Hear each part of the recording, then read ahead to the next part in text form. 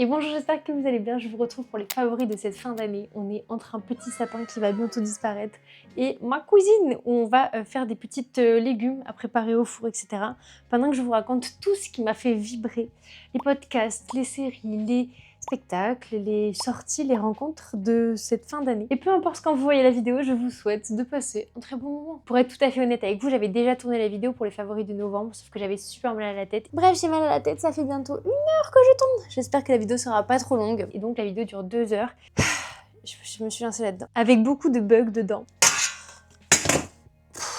Je vais prendre un petit café. Et j'ai envie que celle-là soit plus efficace, j'ai envie de pouvoir vous la monter, vous la sortir comme ça, et que je bug moins, que je galère moins à parler. On part sur les carottes avec les podcasts. Du coup, ce que je vais faire, comme j'avais fait les 2 mois en un, je vais commencer par novembre, puis je vais aller vers décembre après, en gardant les catégories. On va commencer par les podcasts, avec La Cage, qui est une série de podcasts qui raconte une femme française qui est partie faire le djihad. Et franchement, j'ai trouvé ça hyper fort, hyper marquant. Je savais pas qu'il y avait ce témoignage qui existait. Et je trouve ça génial de aussi récemment pouvoir avoir un témoignage de gens qui sont très posés aujourd'hui. Je vous laisse découvrir, mais franchement, c'est une personne qui a vécu beaucoup de choses assez improbables à mes yeux. Enfin, c'est vraiment un podcast où quand je l'écoutais, je me disais, pourtant je me dis ça à beaucoup de podcasts, c'est des gens, tu les croises dans la vie, tu peux pas imaginer. Tu peux pas imaginer leur vie, quoi. Tu les croises à Carrefour, aucune idée. Puis une idée qu'ils ont vécu tout ça. Bref, si vous avez envie de découvrir justement le point de vue de quelqu'un qui a décidé d'aller justement faire le djihad et qui est ensuite revenu, allez écouter La Cage. Très improbable. Ça pourrait être un instrument de musique, ça. On passe sur un deuxième podcast que j'ai trouvé hyper chouette. Ça s'appelle Ouvrir les yeux sur l'ignorance blanche et je trouve que c'est un podcast à écouter quoi qu'il en soit, que ce soit... alors surtout pour les personnes qui sont blanches et qui vivent dans un pays où on est majoritaire. Parce que c'est un point de vue justement d'une personne blanche qui se dit « purée, il y a vraiment une forme d'ignorance que je vis ». Et pour les personnes racisées, de voir aussi le poids qu'ils portent à essayer tout le temps de nous expliquer ce que c'est d'être justement, de subir le racisme en France particulièrement, non mais dans d'autres pays aussi. Ça permet aussi d'ouvrir les yeux sur des choses qu'on n'a pas l'habitude de regarder. C'est bien amené sans être culpabilisant, c'est plutôt des portes à ouvrir pour mieux comprendre la réalité dans laquelle on évolue et l'ignorance qui nous attaque et qui parfois nous fait faire des impairs qui peuvent blesser des gens sans qu'on le veuille. Donc clairement, je le conseille à tout le monde, Ouvrir les yeux sur l'ignorance blanche, une série qui s'appelle Mon pote Trumpiste, je crois, et vous en avez peut-être déjà entendu parler, je l'ai partagé aussi sur les réseaux, puis ça a fait quand même pas mal de bruit. C'est un jeune journaliste qui a passé une de ses années de lycée, il me semble, dans un lycée aux États-Unis et qui s'était fait plein de potes, etc., qui s'était dit un jour je reviendrai. Et puis là, il voit que sur les réseaux, pas mal de ses anciens copains, ou copains de loin, partagent des choses trumpistes. Alors que bon, à l'époque, ils en parlaient pas, mais ils se rendaient pas compte que ça pouvait être dans leur état d'esprit. Et donc, il décide d'aller retourner aux États-Unis dans sa famille d'accueil, retrouver ses anciens potes et leur demander « Vous votez pour qui, finalement ?» Et pareil, c'est un peu comme La Cage, je trouve, où ce sont des sujets qui ont fait médiatiquement beaucoup parler. Ah, les Américains, ils votent Trump. Ah, ils sont débiles. Ah, les personnes qui partent au djihad, nanana, pour le podcast La Cage. Et on a rarement le point de vue des personnes concernées. Et c'est très intéressant, d'autant plus d'avoir le point de vue de quelqu'un qui est sur place, qui voit comment ça se déroule. C'est une série qui est assez courte, qui se regarde assez facilement. Moi, je crois que je l'ai regardée en une matinée, mais franchement, j'y repense souvent. Je ne peux que vous la conseiller. Je trouve qu'elle est très intéressante, très percutante. Je vais pas vous mentir, il y a des moments où c'était un petit peu dur parce que tu te rends compte que il y a des parties du monde que tu imagines pas forcément comme ça et qui vont pas comme on aimerait. Je dis mais je vous inclus avec moi, on est un on. Et c'est vrai qu'en novembre, j'ai vu aussi un petit lot de spectacles qui m'a un petit peu déprimée, je vais pas vous mentir. 2 spectacles d'affilée sur nos réalités actuelles avec des points de vue réalistes mais pas simples. Je trouve qu'il y a des spectacles qui réussissent très bien à aborder des sujets très compliqués sans nous faire ressortir un peu dépressifs quoi. Et là ça m'a pas festifé. Après, peut-être que c'est aussi parce que j'étais particulièrement concernée par le sujet ou j'en sais rien. En tout cas, voilà. C'était un petit coup dur. Mais j'ai aussi vu des choses... Pépitas de la maman. Notamment, un truc qui aborde un sujet pas si drôle, mais quand même avec beaucoup d'humour, c'est Paella de Mustang Collectif, que j'ai mis dans mes favoris. Maintenant, on fait des favoris avec le collectif Influencène aussi. Pour ceux qui savent pas, on est plusieurs humains à s'être rejoints qui aiment créer sur les réseaux sur le spectacle vivant. Et on a un compte Instagram dédié à ça, où on partage notamment nos favoris. Et dans mes favoris du mois de novembre, j'ai mis Paella de Mustang Collectif, qui est un spectacle dans lequel on se retrouve à Gouzin, une petite ville qui est animée par une communauté qui aime faire des soirées à thème, des spectacles et tout ça, mais il n'y a plus de thunes. Et sauf que la collectivité de Gouzin, les gens de cette communauté vont se battre. C'est un spectacle que j'appréhendais parce qu'on me l'avait beaucoup vendu, on m'avait dit que c'était vraiment très bien. Et déjà, ça fout la pression quand on te dit que c'est un truc trop cool. Et c'est un spectacle qui est masqué. Et c'est-à-dire que le travail de masque, ça peut être très particulier. Moi, j'avais un peu des a priori sur le... J'avais peur que ça me dégue un peu. Et en fait, pas du tout. J'ai trouvé que c'était au contraire très très bien fait, les personnages, je les ai trouvés équilibrés, intéressants. Et clairement, j'ai vraiment passé un bon moment et donc je l'ai conseillé à plein de gens, ce spectacle-là. C'était trop cool! Autre spectacle trop cool de novembre, c'est Vers les Métamorphoses, un spectacle de magie par Étienne Saglio. Et oh là là! En fait, au début, j'ai pas du tout lu la fiche de salle et tout, donc je ne savais pas trop de quoi ça parlait, ce qui m'a un peu décontenancée. Puis à un moment donné dans le spectacle, j'ai lâché prise, j'ai plus cherché à comprendre, je me suis juste laissée porter et là, oh, c'était tellement bien. C'est un spectacle dans lequel ça change tout le temps d'échelle. C'est des métamorphoses de personnages, des tout petits, des très grands, des sortes de marionnettes qui viennent, on joue avec nos perceptions du réel. Et c'est un univers qui est vraiment singulier, unique, que je trouve vraiment très beau et poétique, avec des choses simples, des choses plus compliquées, on va dire, plus lourdes. Et le sujet est pas simple, mais pourtant, ouais, j'ai quand même envie de le recommander. Pas forcément à tout le monde, mais je sais que j'ai des copains, je me suis dit, ah, il faut trop qu'ils aillent le voir. Je sais qu'il y en a pour qui ça va vraiment cliquer, et d'autres, c'est pas forcément le bon moment. Mais très très beau spectacle, très très beau spectacle. Toujours dans les spectacles, mais cette fois musique, je suis allée revoir un concert Jasmine Jetois, qui est une artiste que j'ai découvert en première partie du groupe Blanco White. Je vais beaucoup voir des concerts que personne, de gens musiciens que personne ne connaît autour de moi. Donc à chaque fois, je fais « Oh, je suis allée voir cette personne ». Tout le monde est dans le... Non, je rigole, j'ai quand même vu Beyoncé cette année. Là, tout le monde voyait qui c'était. Mais Jasmine Jetois, du coup, j'étais vraiment en mode... Oh, avant de la découvrir dans la première partie de Blanco White, j'avais déjà écouté un de ses morceaux pas mal de fois, mais je savais pas forcément que c'était elle. Souvent, je clique sur un morceau de musique et je vais diguer dans la discographie, je vais regarder un peu ce qui se fait, mais c'est pas forcément que j'écoute tout l'album de tout le monde, j'ai plutôt quelques sons que j'aime bien. Et là, boum, j'ai adoré son travail. Elle passait au Supersonic, qui est une petite salle trop chouette, avec une sorte de proximité qui est vraiment précieuse à mes yeux, que je trouve très très très belle. Le seul truc qu'on n'a pas compris, c'est que pendant la première partie, il faisait vraiment très chaud, donc ils ont mis la clim, ce qui était une bonne idée, sauf qu'ils l'ont laissé tout le long du concert, et ça a un peu gâché le son d'une grosse partie du concert, ce qui était hyper décevant. Je veux dire, tu vas quand même écouter la musique, s'il y a vraiment un gros... Et en plus de très chaud, on est passé à gelé, on avait hyper froid. Moi, j'ai cru que j'allais tomber malade parce qu'il y avait la clim qui allait dans mon visage, il n'y avait pas assez de place pour bouger. Mais la musique était très chouette, c'était trop beau à voir, tellement reconnaissante de pouvoir aller voir ça. Ensuite, j'ai découvert un lieu dans lequel je vais trop revenir, c'est tellement improbable, la Cité de l'économie. Je dis improbable parce que l'architecture m'a vraiment marquée. J'y suis allée pour voir un spectacle qui fait partie des spectacles qui m'ont un petit peu déprimée, je vais pas vous mentir. Et le lieu était mais juste magique, on a eu accès à ce musée après le spectacle. J'étais abasourdie par l'architecture, je veux trop y revenir. En plus, je trouve sincèrement que le sujet de l'argent, de l'économie, des finances, c'est un sujet qui nous concerne tous, mais de très très près, et qu'on n'est pas du tout assez formé à ça. Là, je suis à la fois dépitée par la place que prend l'argent dans notre société, et à la fois fascinée par comment ça marche, comment on peut contribuer au mieux, comment on peut s'en sortir au mieux, comment on peut utiliser l'argent de manière intéressante et intelligente, enfin bref. Passons sur ce sujet, le lieu est dans le 16e arrondissement, et je vous conseille tellement d'aller y faire un tour. Moi, c'est prévu que j'y retourne en journée parce que je trouve que le lieu est trop stylé, j'aimerais trop voir avec les lumières du jour et tout. Mais là, de le voir de nuit, c'était tellement magique. Il y avait un petit peu une vibe de Poudlard. Je suis passée à un lieu, il manquait un pestac dont je voulais vous parler qui s'appelle Topip Secret Box de Collectif Delgado Fouche, je crois que ça s'appelle. Bah alors là, c'est vraiment la mise en scène qui m'a... Oh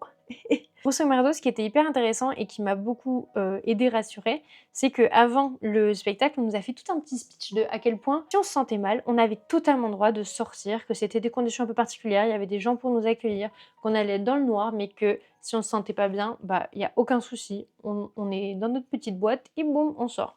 Et en effet, on est vraiment dans des sortes de petites boîtes, on rentre dans un petit truc, pas un rideau, dans une petite boîte, on a un tabouret, on peut s'asseoir et en fait on a une sorte de miroir qui est en fait un miroir sans teint, je crois que ça s'appelle. Et au début tu te vois, puis à un moment tu vois à l'intérieur, il y a une sorte de piste circulaire et il y a des gens qui font des trucs dedans, qui mangent du feu, c'est un peu loufoque. Et il y a un côté voyeur, mais en même temps c'est le but du jeu, je veux dire qu'on nous met dans cette position-là de voyeur. Et de voyeur vu, on se demande toujours est-ce qu'on est vu de l'autre côté, est-ce que comme nous on les voit, après ils nous voient, est-ce que les autres personnes qui sont dans le reste du cercle, puisque c'est un circulaire donc il y a d'autres gens qui sont dans les petites boîtes des publics, on est chacun dans une boîte isolée. Est-ce qu'ils voient la même chose? Est-ce qu'on se voit entre nous? Enfin bref, c'est assez étonnant et drôle et je m'attendais pas à passer un aussi bon moment. Et je pense sincèrement que si on n'avait pas eu la personne qui nous a guidés, qui nous a dit qu'on était en sécurité et tout ça, j'aurais quitté la salle parce que c'était quand même très particulier, un petit peu angoissant à un moment d'être dans le noir complet comme ça. Et puis on a un casque dans les oreilles, on sait pas trop ce qui se passe autour, le son est diffusé directement dans nos petits casques. Enfin ouais, j'ai vraiment adoré. Je le mets dans mes favoris quoi.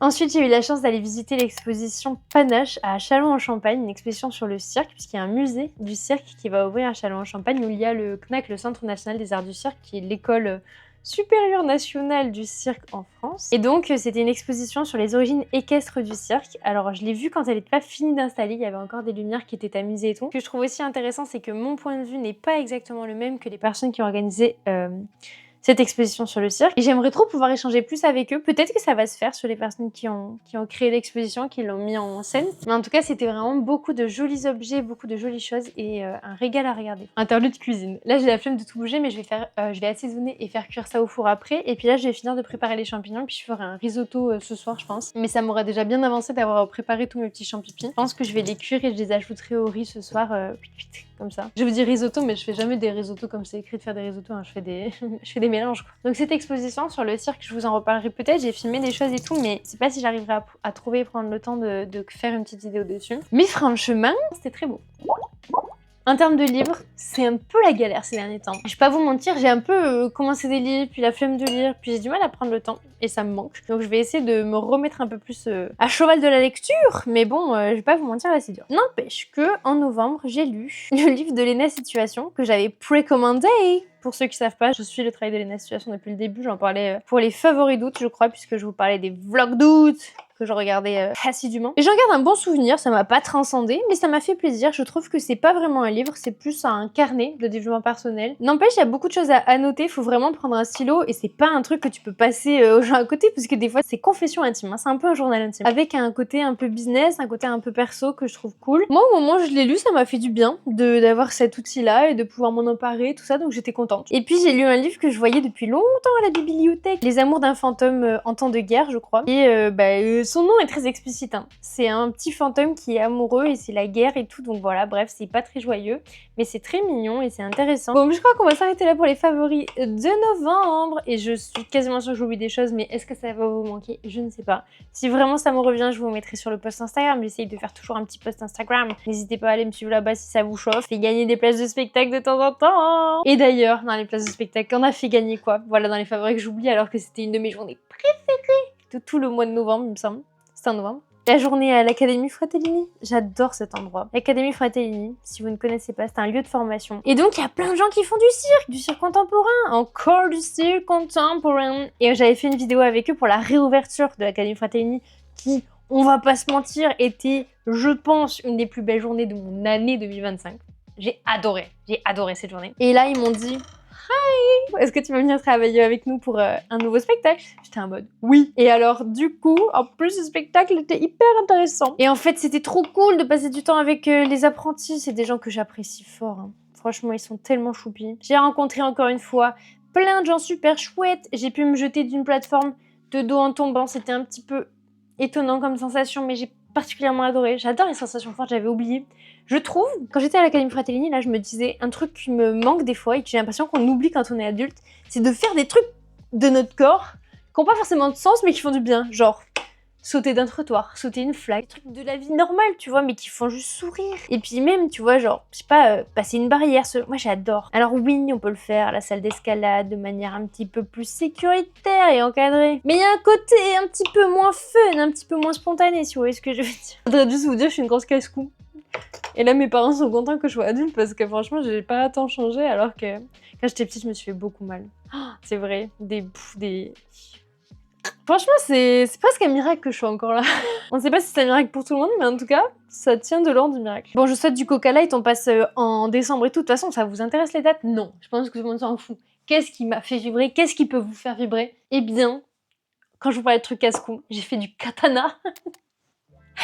Franchement, c'est toujours une vie aléatoire. Hein. En gros, on m'a invité à découvrir la formation, à venir visiter les locaux de la formation, le CFA de Julien Deroux et Marie-Claude Pietragala, qui ont une formation professionnelle de danse. Et ce qui est trop cool dans cette formation, c'est une alternance pour les jeunes. Donc au lieu de s'endetter ou de devoir faire payer papa-maman pour faire une formation de danse, eh bien, vous êtes rémunéré. Alors, c'est pas non plus un salaire de ministre, mais je trouve ça hyper cool, franchement. Et donc, on m'a dit, est-ce que tu veux venir visiter? Je dis, visiter? Bah, je vais venir danser. Et donc, j'ai pu venir faire des cours avec les étudiants. J'ai fait un cours de contemporain qu'ils ont assez régulièrement avec la 2e année de la formation. Et puis, j'avais pas rencontré la première année. On m'a expliqué qu'il y avait un stage de méditation, respiration dans un mood taekwondo. On m'a dit, ça va trop te plaire. J'ai dit, bah, je veux bien. Du coup, je suis revenue. Et bam, je vous en reparlerai sûrement. Mais franchement, c'était improbable de se retrouver à faire du katana un jeudi matin pendant 3 heures. Enfin bref, on n'a pas fait que ça, hein. Mais trop cool. Et les élèves, pareil. Comme les apprentis, l'Académie Fratelli, ça fonctionne pareil. C'est aussi un apprentissage, donc je trouve ça trop stylé, hyper... Je trouve que c'est une forme de respect, puis c'est vraiment un travail, puisque c'est des personnes qui font des représentations qui sont payantes, qui font vraiment des spectacles, qui ont un niveau qui est déjà professionnel. Donc c'est juste les rémunérer pour des prestations, quoi. Je trouve ça respectueux et une belle avancée pour un monde artistique qui parfois n'est pas trop respectueux, hein, on va pas se mentir. Bref, voilà, donc j'ai vraiment passé aussi 2 très belles journées avec les apprentis de la formation que je suis ravie d'avoir rencontrés, et pareil, dans les équipes, il y avait des gens incroyables, donc j'étais trop contente de pouvoir rentrer là-bas un petit peu, et merci à eux de m'avoir accueilli. Bon, on est passé en décembre, et en décembre, il y avait quoi? Jam Dance Battle! Faut que je me calme. Non, pourquoi faudrait que je me calme? Bon, le Jam Dance Battle, si vous débarquez, bienvenue. Vous allez sûrement trop avoir envie de venir. Et c'est normal, parce que c'est une dose de bonheur inestimable. Pareil, à chaque fois qu'il y a le battle, mon année devient de plus en plus jolie. Et ça me rend très joyeuse. Et donc, on a fini l'année avec un dernier Jams, avec pareil, mais des danseurs incroyables. Donc c'est un battle de danse jazz sur de la musique jazz live, avec un groupe qui s'appelle Who Park the Core. Une équipe que j'adore, des gens que j'aime fort, des danseurs de talent. Là, la personne qui a gagné, mais purée. Franchement, si vous n'êtes pas habitué à voir des spectacles, venez au Jams. Si vous pensez que la danse c'est pas pour vous, venez au Jams, c'est gratuit. Et il y a des éditions qui vont se faire à Lyon. Je dis ça, je dis rien, mais les Lyonnais, Lyonnaises, c'est votre chance. Lucky guys! Dans les expériences comme ça que j'ai envie de conseiller aux gens qui ne savent pas s'ils aiment le spectacle, la danse, la vie. Parce que Jams, c'est un battle, donc tu peux partir, tu peux filmer, tu peux te lever, c'est plus chill en termes de représentation, c'est quand même cool. Et ben là, j'ai vu un spectacle dans la même vibe, et c'était tellement bien. Je l'ai mis dans mes coups de cœur de l'année carrément. Je vous ai fait un post sur Instagram aussi de mes coups de cœur de l'année 2025 en spectacle. C'était dur de choisir un peu quand même. Mais bon, j'ai mis ceux que mon cœur criait là. J'étais en mode Le spectacle Jusqu'à ce qu'on meure de Brigitte Poupart que j'ai vu à la Villette. On était dans la grande halle de la Villette, truc immense. 8 tableaux différents, souvent 1, 2 en simultané, 3 parfois, 4. Et on peut se balader, on est debout, on est là, on est bien, on est content. Il se passe plein de trucs, du cirque, de la danse, t'as juste envie d'être comme ça tout le long. La musique elle te porte, il y a des ensembles, il y a des solos, il y a des trucs, il y a des duos, il y a des portées, il y a des danses aériennes, c'est incroyable. J'étais hypée tout le long, j'étais tellement émue à un moment donné, j'avais envie de pleurer, je me disais putain mais c'est vraiment pour ça que j'ai envie de défendre le spectacle, c'est des moments où tu partages du temps ensemble, tu rencontres des gens, tu souris, tu rigoles, ça fait du bien. C'est donc ça d'être humain. Thanks God, les spectacles ça fait partie des principes de base de l'humanité. Genre, travailler dans des bureaux, c'est pas du tout dans les principes de base de l'humanité. Faire des spectacles, danser ensemble, principe de base de l'humanité. Ce qui me rassure beaucoup. Je vais pas vous mentir. Ensuite, j'ai vu un spectacle, j'ai envie de mettre dans mes favoris, mais pourtant, j'ai pas passé le meilleur moment de ma vie, mais je vous explique pourquoi. C'est le spectacle Au nom du Père, que j'ai vu au Théâtre de Belleville, qui est un spectacle, et c'était hilarant parce que je l'ai vu justement le jour où j'ai tourné la vidéo favorite de novembre, donc j'avais quand même assez mal à la tête. Je venais de cuisiner comme ça, papoter, et le spectacle, c'est la même chose. C'est quelqu'un qui cuisine et qui papote, c'est quelqu'un qui nous fait à manger pendant le spectacle, et à la fin on peut manger tous ensemble. Et qui nous raconte une histoire, mais de fou, une histoire ubuesque. Je sais pas si c'est le bon mot, mais vous avez compris, une histoire de fou. La recherche d'un père absent, mais c'est un témoignage vrai d'une personne qui est là sur scène et qui nous raconte ça en faisant à manger, donc j'ai trouvé ça hilarant aussi vraiment. Et j'ai beaucoup aimé le format de ce spectacle. Pourquoi j'ai pas passé un si bon moment? Parce que la personne à côté de moi, il y avait ses affaires avant que j'arrive et que je m'installe dans la salle, sur le siège à côté de moi. C'était une très bonne place. Mais il y en avait quelques autres, il y avait genre 2-3 places devant que j'aurais pu prendre. J'avais pas vu que c'était quelqu'un là comme ça. Je me mets, il y a des gens qui s'assoient à côté de moi. Déjà j'avais besoin d'un peu d'espace, j'étais pas dans mon meilleur élément. Alors que les sièges de Belleville, très confortables. Et en gros, je vois, tout le monde s'assoit, il y a le gars qui arrive et qui se pose à côté de moi, sauf qu'il est large, il prend de la place, il veut prendre des accoudoirs. Et il commence à se ronger les ongles. Moi aussi, je me suis rongé les ongles pendant longtemps. Je comprends. I got you, guy. Mais là, il mange ses ongles. Ça fait un bruit de bouche terrible. Et ensuite, il y a un petit trou. Vous savez, genre un trou de clope ou j'en sais rien, sur le siège en face. il mange ses doigts, il met ses doigts dans le siège et il agrandit le trou. Pendant tout le spectacle, il a fait ça. Et en fait, il faisait que comme mettre sa main, j'ai cru qu'il allait me toucher la cuisse plusieurs fois et ça m'a mis tellement mal à l'aise. Donc je me suis rabattue sur la personne à côté de moi et je lui ai dit désolée à la fin parce que je vous ai vraiment un peu collé. Et j'ai tellement regretté de pas avoir changé de place. Désolée monsieur si vous passez par là, c'est pas contre vous, c'est juste moi j'ai vraiment des soucis avec les bruits de bouche et tout. Mais sauf que du coup c'est un spectacle dans lequel la salle reste un peu allumée tout le temps. Donc j'osais pas genre me lever, dire aux gens à côté de moi de se lever pour que ça me mettait trop mal à l'aise. Bref, et du coup tout le long du truc j'étais en mode mais en même temps j'écoutais le spectacle était trop cool. Voilà. Ça arrive, hein. Des fois, franchement, des fois, c'est pas le spectacle, hein. Des fois, c'est toi, t'es malade, t'es pas bien, il y a des gens à côté de toi qui te mettent mal à l'aise, enfin, bref.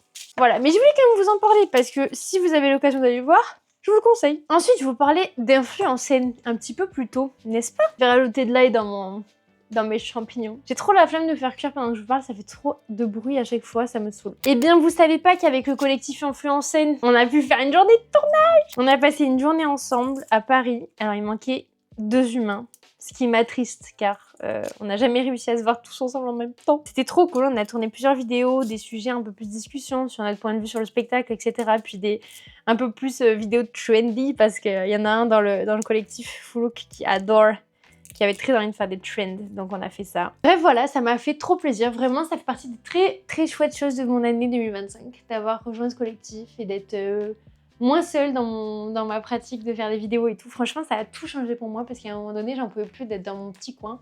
Et j'ai l'impression qu'on était plusieurs à avoir ce problème-là. Et là, quelle joie. Dans les choses ensemble, j'ai également eu l'occasion d'aller pour la première fois de ma vie en Normandie. Et plus précisément, à Dieppe. Je sais pas pourquoi je suis devenue un gobelin comme ça, mais... Yep. J'y suis allée pour une journée d'échange sur les récits à l'heure du numérique et notamment dans le spectacle vivant et le théâtre. Là, ça se passait au théâtre Scène Nationale de Dieppe. Très joli d'ailleurs. Et donc, c'est très très mignon par là-bas avec le petit port et tout, j'adore. Et donc, j'étais avec l'Audia. C'est une sorte d'agence qui fait le lien entre beaucoup d'artistes, de structures, etc. En Normandie. Et c'est hyper intéressant leur travail. Et voilà, je vous repars. Oula, petit coup de fatigue, c'est la sieste ou quoi? Je vous repartagerai sûrement des petits extraits de ces échanges qui n'était pas vraiment public, il fallait s'inscrire, c'était plutôt dédié à des personnes qui travaillaient dans le milieu de la culture. Et donc on avait des personnes qui étaient là depuis très longtemps, qui tenaient des assos de musique, il y avait aussi des gens qui travaillaient dans d'autres scènes nationales, d'autres scènes en Normandie, etc. Et puis moi je suis venue témoigner un peu de ce que je faisais ici, sur YouTube, mais aussi sur, sur Instagram. Et je trouve ça tellement chouette de pouvoir échanger avec... des personnes qui étaient curieuses, intéressées, intéressantes. Oh là là, j'ai découvert des choses. Oh mais tiens, je vais vous le mettre dans mes favoris puisque ça en fait partie. J'allais oublier.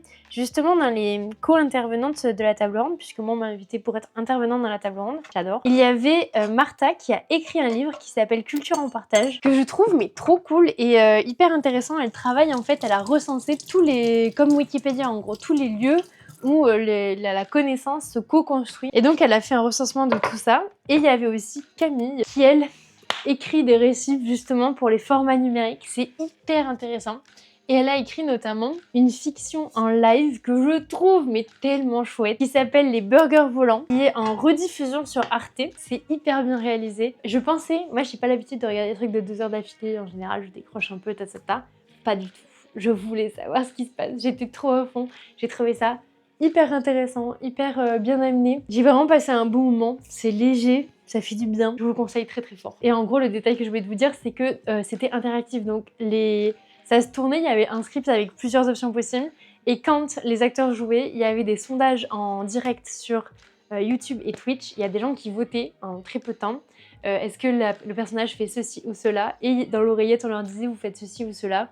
Il faisait ceci ou cela, et du coup c'est hyper drôle de voir comment tu peux contrôler l'histoire, etc. Et tout ça en live, donc forcément il y a eu des couacs et c'est encore plus rigolo. Voilà, je vais m'arrêter là pour les favoris de cette fin d'année, mais il faut que je vous dise un petit bilan. Novembre c'était cool, fatigant, mais cool. Franchement il y a eu un moment donné où je vous disais, ça va, j'en ai pas marre de voir trop de spectacles. En fait si, j'ai très bien eu un moment où j'en pouvais plus, j'ai besoin de ralentir un peu et je crois qu'en ce début d'année je vais justement essayer de voir moins de spectacles. J'ai calculé, j'ai vu plus d'une centaine de spectacles l'année 2025, de janvier à décembre, et c'est beaucoup, mine de rien, n'est-ce pas? Je sais qu'il y en a qui font plus, je sais qu'il y en a qui font moins, c'est pas une question de qui est la plus grosse du tout, mais clairement pour moi, mon ressenti, mes émotions, c'était beaucoup peut-être, et j'ai envie d'essayer de faire un petit peu moins et puis surtout de prendre du temps aussi pour écrire des vidéos, les tourner, etc. Je sais pas ce que vous auriez trop envie de voir sur YouTube. J'ai envie de faire plus de vidéos YouTube, mais ça prend un temps de fou furieux. En tout cas, moi, ça me prend du temps et il faut que je trouve des façons peut-être de faire différemment, plus rapidement. En tout cas, je sais que ça fait des années que certaines d'entre vous me demandent de faire une semaine avec moi ou une journée avec moi et mes journées et mes semaines n'ont rien de linéaire, donc ça n'a pas de sens à mes yeux, mais peut-être. En tout cas, décembre c'était cool, mais ça sentait que c'était la fin d'année. Il y avait un petit chaos comme ça qui arrivait doucement. Et puis ensuite, je suis allée passer les fêtes en Alsace et ça m'a fait beaucoup de bien de prendre un peu de recul, de sortir et de revenir à Paris. Cette année m'a apporté tellement de choses. Je sais pas si je continuerai les favoris de cette manière-là, une fois par mois, une fois tous les 2 mois. Je sais pas comment j'ai envie de faire. Je sais pas ce que vous avez envie de voir non plus. Je suis vraiment très curieuse si vous avez des retours. Bah n'hésitez pas, parce que moi c'est vraiment ça qui compte aussi. Est-ce que vous avez fait des découvertes intéressantes? Je sais, là j'ai vu un message que je l'ai perdu, faut que je le retrouve. Une personne qui m'avait conseillé plein de livres, et justement j'allais à la bibliothèque, donc j'aurais trop aimé le retrouver. Je vais essayer de le retrouver.